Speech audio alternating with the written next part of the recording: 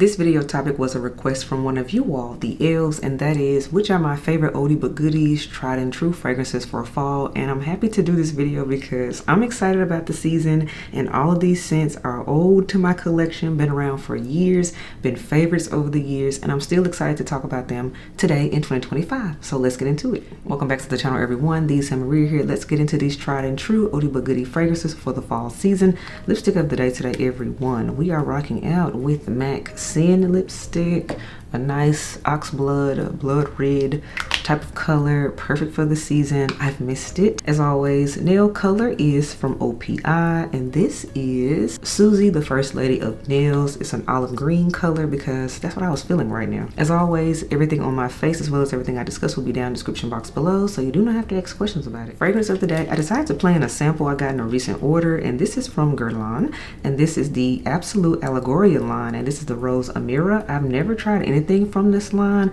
and boy have I been missing out because this fragrance is everything. In fact, I could smell this in the box more than I could the fragrance I actually purchased, and we'll talk about that another day. But this here, Rose Myrrh, wow. This is a rose, patchouli, frankincense type of scent, but I also feel like there's a jam in here. This is amazing, and it's very romantic, so if I end up with a bottle of it, you know why. And that again is Guerlain's Rose Myrrh from the Absolute Allegoria line. And now let's get into these oldie but goodie fall fragrances. The first one, if you've been with me for years, you should not be surprised by this one because I talk about it every single fall, you all, and that is from the house of YSL, and that is Libre Le Parfum version. This is the only Libre I own to this day, and you all know the reason is this is my favorite one. I've smelled all of them at this point. Every year they come out with a new one, every season they come out with a new one, but for me, the Le Parfum is still my favorite of the bunch. This one has, of course, the orange blossom and the lavender that we know and love, and the vanilla that we know in the Libre fragrances, but in here they added saffron in here, and they also added honey in this one, and it just took this fragrance to the next level. This one smells niche to me. It smells sophisticated, and I keep coming back to it every year. Full dedicated review is already up on YSL Libre Le Parfum, but I'm still rocking with it year after year, fall after fall, and it's still my favorite. Beautiful, rich scent, and it lasts all day, and this one still gets compliments to this day. So for those that keep wondering, why does YSL keep making a million flankers out of the Libre line? It's because people love it, and it does get compliments. It's a good line. I gotta be fair about that. I just happen to love the Le Parfum one the most. But yeah, that's a tried and true scent for me. Another tried and true fragrance. This is from the house of Chanel, you all, and this is Chanel Coco Noir. This one doesn't get talked about as much. We more so talk about Coco Mademoiselle. That one is a classic at this point for sure. But Coco Noir, I like to reach for this one more so in cooler weather because of the tonka bean in here. This is a rose fragrance, patchouli, and tonka bean, essentially is what it is. And boy does it hit. It just smells serious. This is a great office scent. This is a great take me serious if you have a big meeting or something to close and handle business type of fragrance, but still feminine at the same time. Coco Noir is their fragrance. I just love reaching for it when it's cooler out, so that's why this one is a tried and true scent. Still in my collection after all these years, and it isn't going anywhere soon. So that is again Chanel's Coco Noir. Another oldie but goodie. How you know I've had it for a long time is because the packaging has been upgraded since I bought my bottle. So that's how you know it's been here for a minute. That is this one right here from Jo Malone, and this is Jo Malone's Myrrh and Tonka from the Cologne Intense line. I cannot stress how this is the best Jo Malone fragrance ever made in my opinion. I still feel that way years later. I've smelled a whole bunch of scents and all that, but for me, if you were to ask me, okay, I want to get a Jo Malone scent, which one do you recommend? It's gonna always be Myrrh and Tonka. It's just that girl for cold weather. Notes are extremely simple. It's lavender, it's myrrh, and it's tonka bean. Just pure point blank period is what it is. This scent is perfectly unisex to me, and it sings in cold weather, y'all. I love it so much that I also picked up the body cream to go with it. And you all know I do not do body care, so that means I really like this in order to do that, but it's so worth it. And oh, by the way, it just smells like money to me, but a different type of money. You don't see this coming. It's not expected. It's not a scent you smell every day. This scent is still unique years later to me, and it's just one of my favorites for the fall weather. So that again is Jo Malone's Myrrh and Tonka Cologne Intense. I've already done a full dedicated review on this one too, by the way, so definitely check that out if you haven't already. Another one season. Now, people are mad at its current edition right now, but ain't nothing like the OG, the one that started it all. And that is this one right here from Valentino, and that is Valentino Donna Born in Roma. This is the one that started the craze that we know and love. This was the original it girl out of the line. This was the first Born in Roma. Y'all, it's still good. I remember this was sold out everywhere back when it came out. But what's interesting about this one is that it came out and then it blew up like 2 years later. This one was a delayed success, if you all remember that back in the fragrance community. But anywho, I've been with it ever since. Had it for years, and I've since purchased flankers and all that. But it's still something about that original. It just hits different in cold weather. So you all with a Donna Born in Roma. Keynotes of black currant, a whole bunch of bourbon vanilla in here.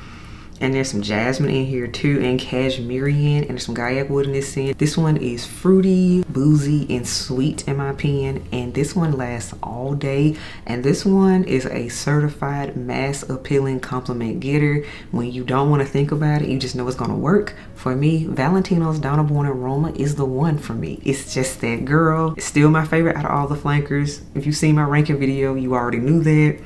But I particularly enjoy it in fall season in the cold weather. So I highly recommend Valentino's Donna Born in Roma because it's a favorite, been that way for years now, and it ain't going nowhere. Now this next one has such a cult following at this point that I really don't have to talk about it, because if you've been in the fragrance community for any amount of time, you have heard about this scent. But I gotta say, this scent completely deserves its flowers because it's truly that girl, and that is this one right here. That is Kilian's Love Don't Be Shy. This fragrance has been around now for almost 20 years, believe it or not. So that's what I mean by this one is certified at this point. No questions. It's OG at this point. But Love Don't Be Shy, I remember I tried to hate on this scent. I was like, I don't understand the hype, why? And then I smelled this scent in the correct season. The first time I smelled it, it was in the dead of summer, and I was like, absolutely not. Smelled it in the fall, and I said, oh, okay, now this makes sense to me. I get the hype. I've been in love with it ever since. Keynotes of orange blossom, a whole bunch of vanilla, and marshmallows. So to me, Love Don't Be Shy was the scent that truly put marshmallows and a fragrance on the map. We weren't thinking about it until this one, so that's why this scent is iconic forever for that reason. It's so sweet, it's thick, it's syrupy. My juice has gotten even darker pink over the years because I've had it for a long time. And this right here is so rich and I love it. When I just want to smell like fluffy marshmallows, but syrupy fluffy marshmallows, I'm gonna pull out this because I know it's gonna last and it's a crowd pleaser. So I gotta rock out with Kilian's Love Don't Be Shy because it has truly earned its flowers in my collection for sure. Now this is one I'm noticing a trend that is starting to be talked about on Perfume Talk, and I'm like, honey, on YouTube we've been on this scent for years, and that's why I always laugh when people say, oh, TikTok discovered everything. I'm like, yeah, late. But anywho, you all, that has to be this one right here. This is Nishane's Ani. Ani has been out for years, and when I say if you've been in the YouTube fragrance community for years, you already know this scent has had such a run. Don't get me wrong, I was just being funny at the beginning. I'm glad people are discovering this scent because be very, very clear. Whether you discovered it years ago or now, Ani is still good. It's still that girl. This was the scent that put vanilla and ginger on the map, and it's an extrait.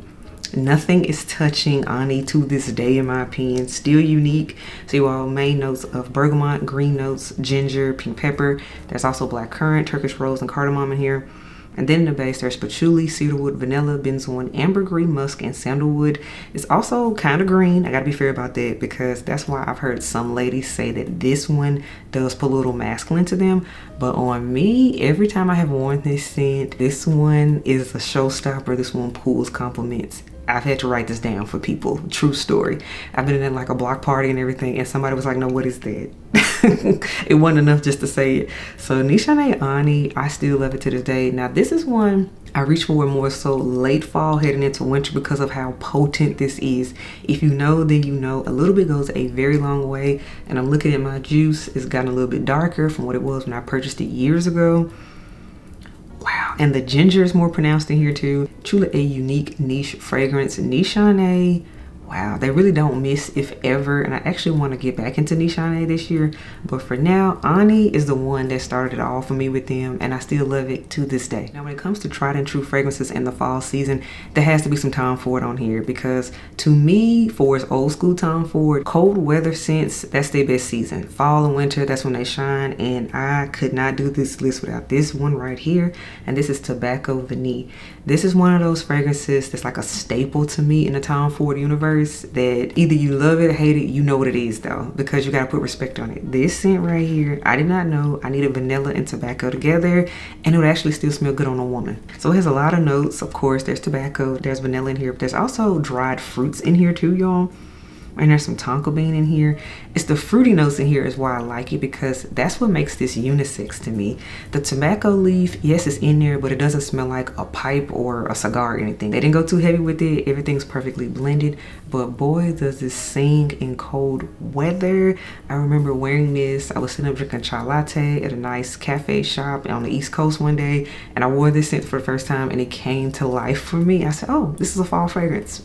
It makes sense, and I've been in love with it ever since. So you all, Tom Ford's Tobacco Vanille is tried and true, certified. This is a classic, it's an icon, and I love it. And speaking of Tom Ford, this is another icon for fall to me, and that is Lost Cherry. This scent is iconic at this point. Whether you love or hate cherries, you gotta put respect on the fact that Lost Cherry started the craze of all the cherry fragrances that have been released in the last, I wanna say 5 years, for sure. Because I wanna say this scent came out in, let's see, when did this fragrance come out? This fragrance came out in 2018, and people are still releasing cherry fragrances, and it's all because of the success of this one. So for the sake of the market and everything, you gotta put respect on Lost Cherry. But in my personal collection, I've had this scent for years and I love it still to this day. There's bitter almond in here, cherry. There's also some jasmine sandbag and tonka bean in the scent. Beautiful, nice almondy type of liqueured cherry. Now it is a lighter wear because that's the thing with this scent, but when I tell you, it still gets compliments. I'm still reaching for it. I just bought a big bottle of it so that way I could bathe in it, because I knew the performance wasn't the best, but I don't care. I don't mind reapplying this one. And for those that like to layer scents, Lost Cherry layers very well for a lot of scents. I've noticed that, particularly like Lost Cherry and Baccarat. It's a winning combination. But you all, Lost Cherry, this one is tried and true for me. I love it to this day. And this next one is like the moody queen in my opinion. When it's a rainy day, a gloomy day, this is just perfect. It's tried and true for that reason. That is from BDK, you all, and that is BDK's Gris Charnel. Plus it has the gray juice, which was so different and iconic for that reason. I love it. This scent is a fig and tea fragrance is what it is. Fig, tea, and cardamom are like the stars of the show here. There are other notes in here and whatnot. If you go on BDK's website, you will see the laundry list of notes. But again, fig, tea, and cardamom. That's what you take from this one. Well blended, kind of powdery, kind of woody, because there's sandalwood in the base. This scent, wow. This one is an icon. I'm glad I got it. I'm glad I purchased this years ago. I got a sample of it first because this is different type of DNA for me. It's not traditionally feminine. This one actually is unisex, leaning feminine to me. I've discussed the extrait before, by the way. The extrait version of Gris Charnel leans more masculine because it's more smokier and woodier. But for the ladies, if you're looking for a good fig scent with tea in it, Gris Charnel. But most importantly, I've worn this one year after year, and it's not going anywhere from my collection because I still enjoy it to this day. And that again is BDK's Gris Charnel. And the final tried and true fragrance, oldie but goodie, we're going to talk about today is from the house of Bond No. 9, and that is Bond No. 9's Tribeca. This scent right here, I have loved it for years. It's still good to this day, and I'm waiting on it to get a little bit cooler so I can actually wear it. But you all, with Tribeca, we have notes of cacao, green hazelnut, jasmine sandbag. We have cedarwood, ambroxan, moss, and a whole bunch of caramel in here. This one is a sweet and nutty and also airy scent that just sings in cold weather. This is one you spray to me on your scarves, or if you wear like a poncho or a cape, you want it to waft in the wind. This scent, that's what this scent is made for to me. And oh, by the way, it may seem lighter again because of the ambroxan and the moss, but it lasts for hours and hours and hours. You would come back to it. You would come back to your sweater, your coat, and things like, oh, I still smell this. Like, yes. So don't let that airy nature about it fool you. It still packs a punch and it goes the distance. One of my all-time favorite Bond No. 9 scents. If you saw my ranking video, you already knew that. But Tribeca, I've been talking about it for years, and I'm still going to talk about it some more because it's almost its season to really shine, because I love it in the fall season. And that again is Bond No. 9's Tribeca. So all right, everyone, that wraps up my oldie but goodies, tried and true fragrances. I love these for the fall. Let me know what you think about my picks, but most importantly, what are your favorites, tried and true, that have been with you for years? You still love them, you still reaching for them. Drop them in the comments below. I will read them and respond when I can. But until next time, elves, I will catch you on the next video. Bye, y'all.